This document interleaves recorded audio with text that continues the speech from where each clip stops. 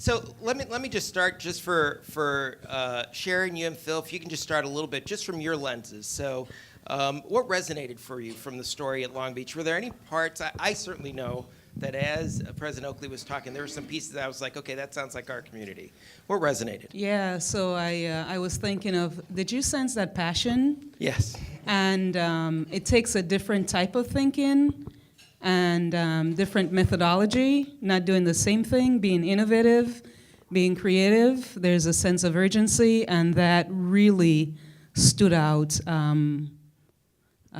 It was just right in front of me in terms of, yeah, this is, that inner peace, and we have to do things differently. So, yeah, that Phil? was a big piece for me. Very good. Phil? Yes, well, the location is different, but the challenges are very much the same, and so are the solutions.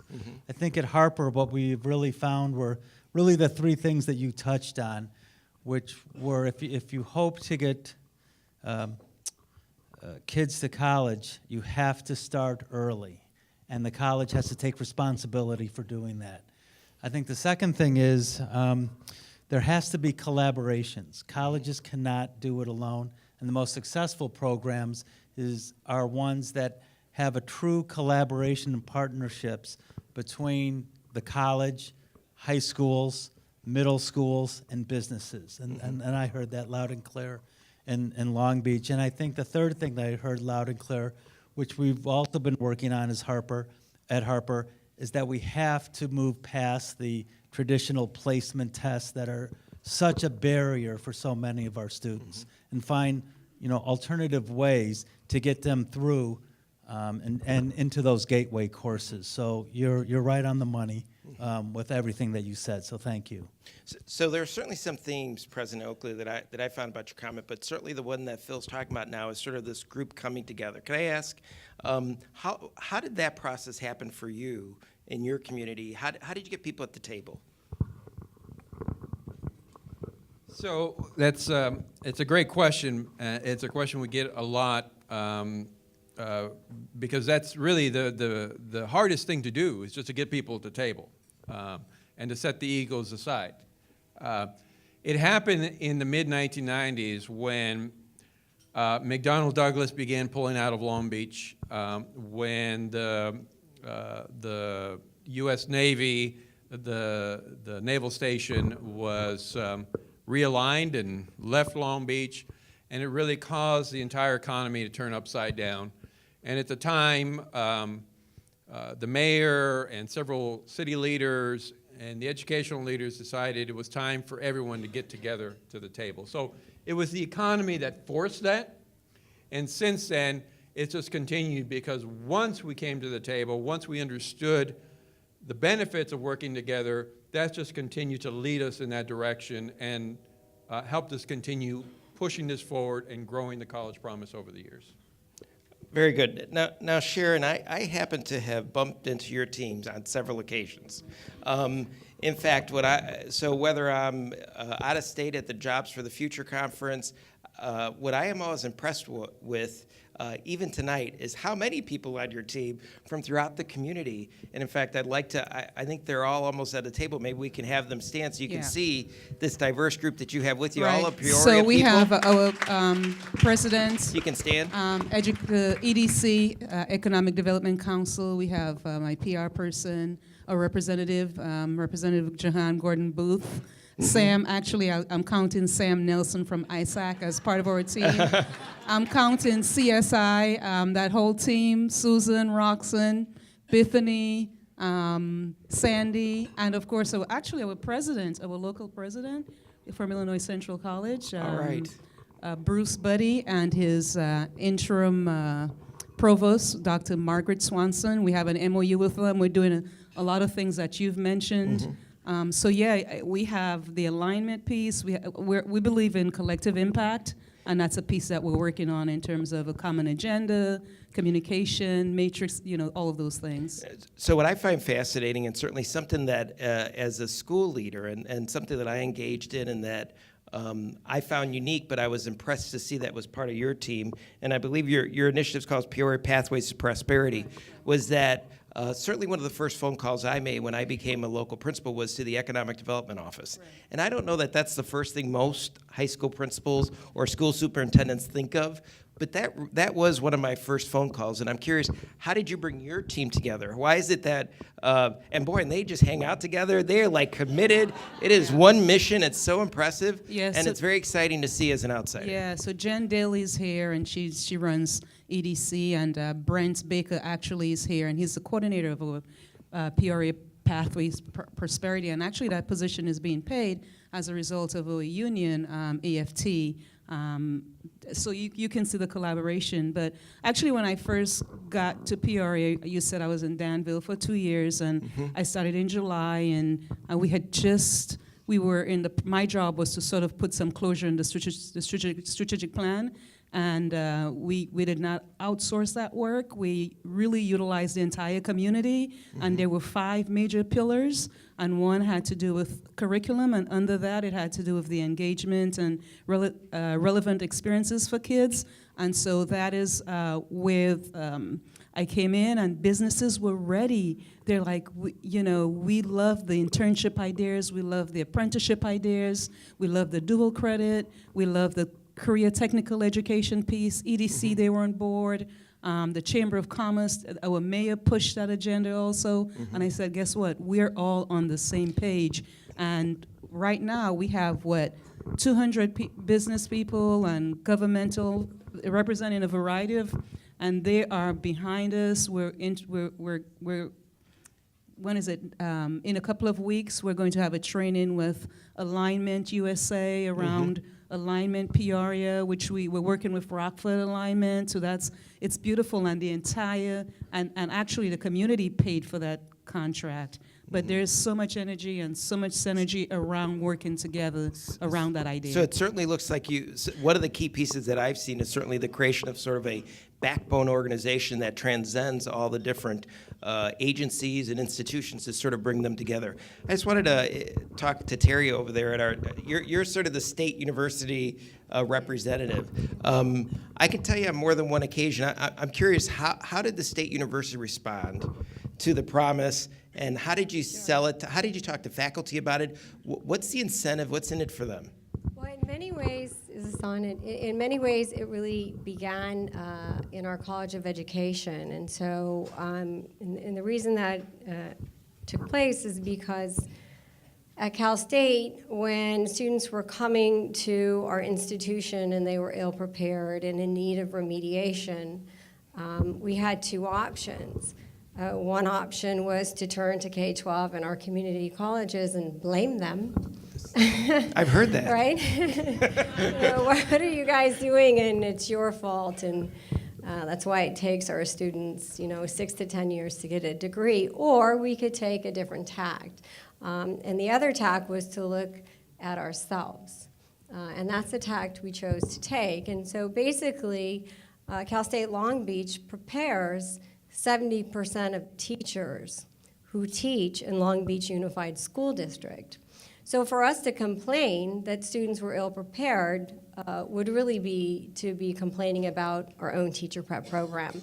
So much of the work around the College Promise is centered in our College of Education and in and around teacher preparation.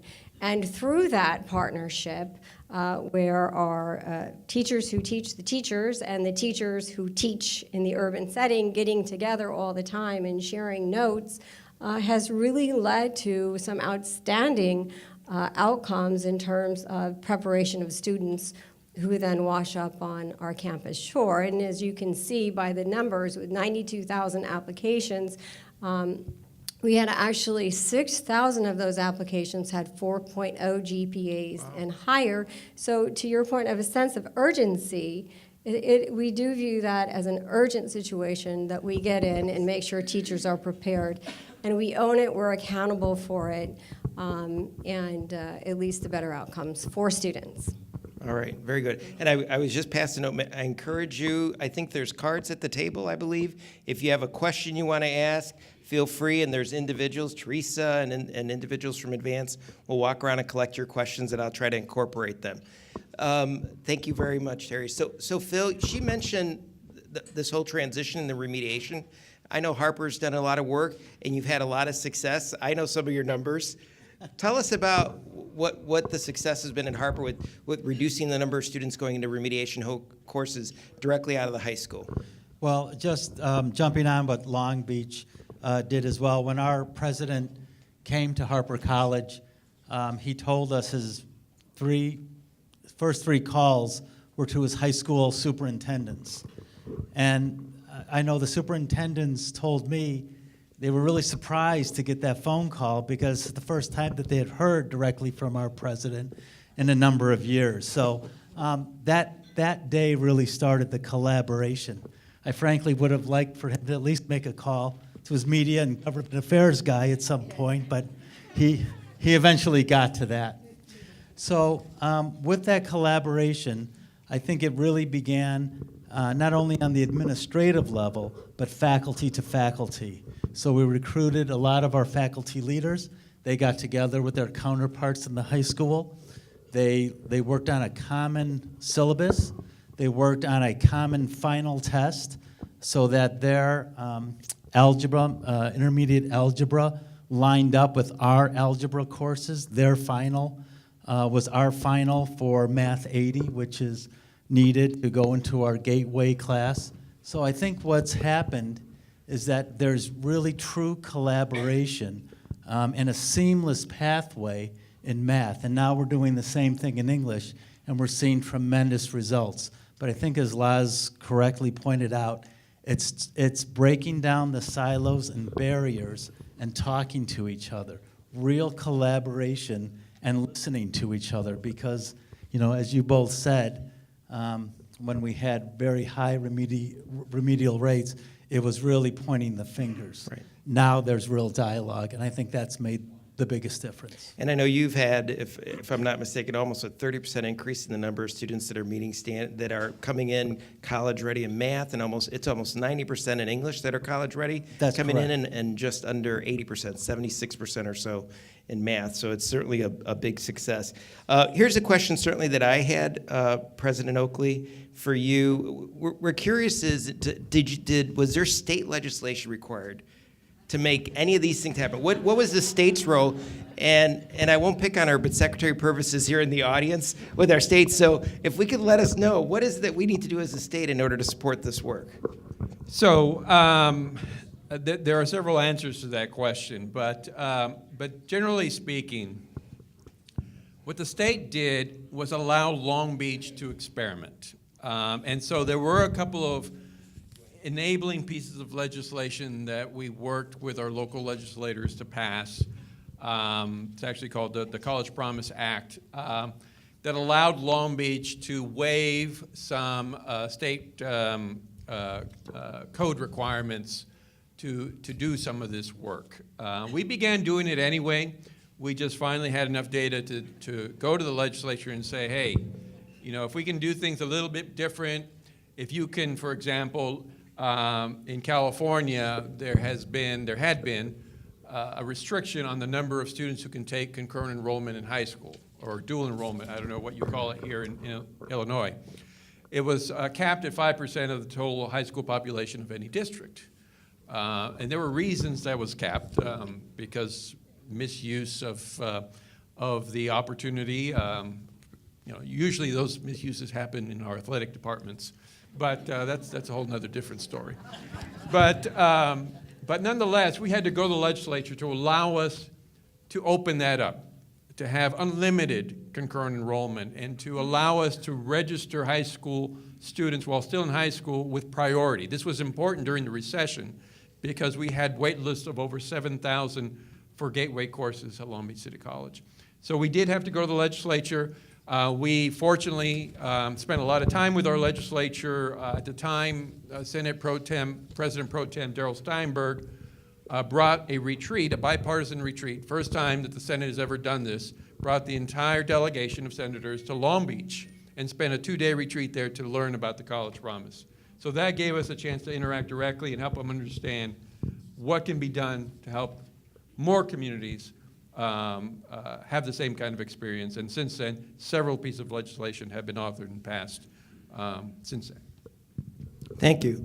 Now, this would be for any of our panelists there, particularly from the college lens. So I've been combining a couple of the questions from the audience, and they basically really have to do with both our English language learners, undocumented students, homeless students, these significant at-risk populations. Is there anything unique that you're doing to support those students? How are you addressing those particular areas, if anybody?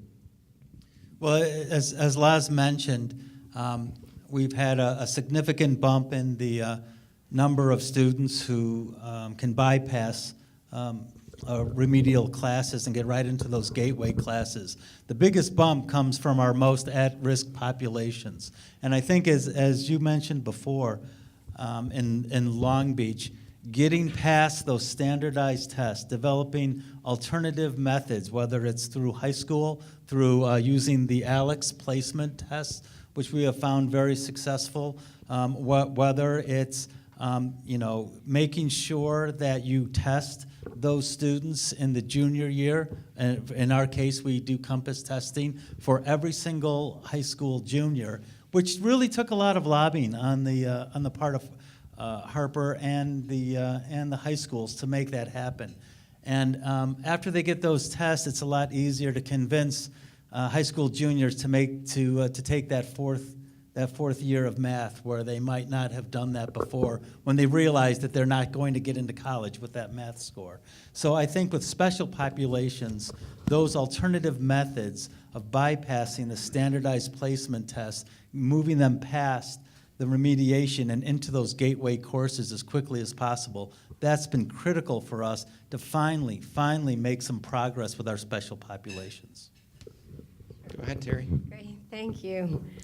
Wow, that's a big question, actually. So let me just tell you what we're celebrating at Long Beach State. So with regard to our documented student population, I just released to a few members of media the other day that we're currently serving a reported, we call them AB 540 students, generally undocumented, on our campus. So we're really proud of that, about 900 students. We did open a Dream Center a year ago, and just in this year alone, we've served more than 250 students in that center alone. So that's really extraordinarily important for that student population. We find that they do very well academically, but they're challenged as it relates to affordability.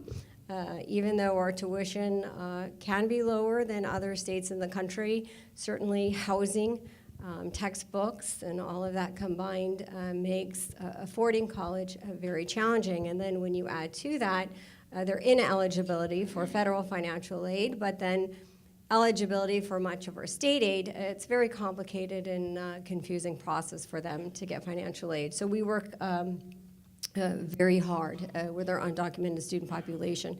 Now, with regard to the homeless population and our high poverty rates, this is something that the California State University system is really trying to get its arms around. As Eloy mentioned, we have 2 Californians. We have those that have and those that have not, and our middle class has really vanished substantially since the Great Recession. So we have taken on that topic very aggressively, and we're in the research phase of trying to better understand the number of homeless students we have in the CSU system. And for those of you who don't know, the CSU system has 23 state campuses spread throughout California. So we are in the process of studying homelessness in public higher ed in California, and hopefully soon we'll have some new data. And then once we really get our arms around the magnitude of the challenge, then we're going to move forward in trying to identify more aggressive solutions, because we suspect it's there. This is just a short but specific question that I've got in a few different ways. Phil, you, Terri, and President Oakley, what does the promise really provide? Does it provide tuition dollars? Is it 1 semester, 1 year? Am I getting a full ride to my PhD? Like, what's the deal? That's a great question. I can answer that, Eloy, and then you can take I'm still it paying as my well. student loan, so I'm curious. What can AKA the public engagement campaign that we've launched. So in Long Beach, the college prom, there are all these iterations of Promise programs throughout the country, and they're blooming all over California as well. So in Long Beach, it's really been the alignment of our education institutions, really breaking down systemic and institutional barriers, making it easier for a student to progress to a college degree, whether or not that student knows it or not, right? Whether or not the student views him or herself as a Promise student. We know they are because they're 100% in. They may not know that themselves. And so what we're trying to do as we turn the corner is really launch this public engagement campaign, which clearly identifies what are the benefits to you as a student and your family as it relates to the College Promise. So we do have very clear deliverables, and that is a year of free community college, guaranteed admission to Cal State Long Beach, and a host now financial Great. How about you, supports. Phil, at Harper? How much am I getting? So before they get anything from Harper, they have to do something for us, Yes. which is during every single year that they're in high school, they have to have good attendance, they have to have solid grades, C average or better, they have to perform community service, and they have to graduate on time and college ready. So these criteria were developed by not only Harper and high schools, but also the business community. And I will tell you, there was very spirited discussion on the number of days that they could miss under this program. The high schools were way here, and the businesses were way here. And I can remember. In fact, Laz, you were in those discussions. Yes, were I you was. not? I won't tell them what side you were on, but okay, it was right here. So as a result of these criteria, they have to meet these criteria every single year, and we track them. And I will tell you, just trying to get data from the high school and a data sharing agreement for 4 years so we can track these students on a common platform, that was a real effort. And really one of the benefits of this program, that we now are on a common data platform so we can track them. So if they do that all 4 years, then they get the first semester for Harper for free. If they continue to meet these criteria, then they get the next semester, and then the next semester. So we have about 7,000 high school students in our district. We have about 5,000 who signed up, which we were thrilled about. Our foundation, which is funding half of this, was not as thrilled. They're very nervous. But as our president says, much to their chagrin, that is the best problem that he has. Because now we have 5,000 high school students who are all on a common platform working towards a common goal. It's not only the students, but it's their parents who, suddenly they're not taking those extra days for that spring break. Suddenly they're showing up on Fridays. They're not taking the long weekends because there's something at stake for them. Right. So we're very pleased with at least the initial rollout of our program. If you want to find out more, I have one-page sheets on the Harper Promise. I think they're on the information table over there, and I have them with me as well. And these are 7,000 actually, your classes. This is just the freshman students. So in the community, there's about 25,000 students. And I do think Dr. Ender often, when he talks about that the students really are earning their degree. I've only got a couple of minutes left, and Sharon, I wanted to talk to you a little bit, transition just for a couple of minutes here on President Oakley talked about career pathways and this concept that I know I often talk about, this idea of a diploma with a purpose, something that really drives that student in order to reach those higher levels of rigors. Can you talk about your efforts with career pathways and what that looks like in Peoria? Right, so it's still a baby, but really a healthy baby. Okay. We have a nice infrastructure, and we actually have a staff person that's devoted particularly to that task, and that's Brent, and he's here with us in the audience. And Brent's job is really to work with businesses, and so we have a platform. We're using Inspire. Our businesses, the council, the chief executive officers, and EDC, and all these businesses have committed to providing jobs. I think we have about 30 jobs so far committed, and kids have to literally get on. We utilize the software Career Cruising, and those positions are in Inspire, and the businesses are connected to it, and there's some coaching involved, and businesses are involved with that, and kids can get online and with support from counselors and ask questions, and so it's really an active, engaging sort of structure so far. The goal is to get about 1,000 jobs and not only and internships and apprenticeships and summer opportunities, and it's really cool because the whole idea is to get kids to get a sense of get engaged in what they think they really want to do and connect with partners in the community and make that connection in terms of networking and that sort of thing. Absolutely, and that moving that discovery process earlier so Right. they have a drive and a purpose. Right. We've only got really 60 seconds left. I'm going to ask each of one of you to just give a brief little 5-second. If you were talking to one of your colleagues that's your peer out here and they have not started any of this work and you were going to tell them this is the first thing you should do when you leave today, what would that be that you would say this is your first step, this is the one first step you can take if you were going to leave here today, if you wanted to start on this work? Well, I would say keep it simple. Don't try to solve every problem in one sit down. Take one particular issue that concerns you and your partners in your community and just sit down, start talking about it, create some sort of action plan around it, and then allow that to grow and create more and more opportunities to start talking about the challenges you face in your community. Thank you. One of the things that I'm doing is I realize the work is very, very complicated. Peoria Public Schools, it has about approximately 14,000 kids. We cannot do it alone, and so we have to be open and communicate. There's some real good promise with this, this collective impact and this common agenda and communication. Actually, tomorrow we have, for the first time in Peoria, we have what we call intergovernmental council meetings of boards, where our board have already met with Park District, the county board, city council. We're meeting tomorrow at 6 o'clock at the Civic Center with the city council board, and we have a specific agenda. We have a PowerPoint. We're going to talk about alignment, reconstruction, a whole variety of items, police officers, their support. So just being open and being collaborative and trying to align resources. There's some great things happening in our community in isolation. We have 3 hospitals. They're all sort of working in silos. And just this alignment piece, it's beautiful.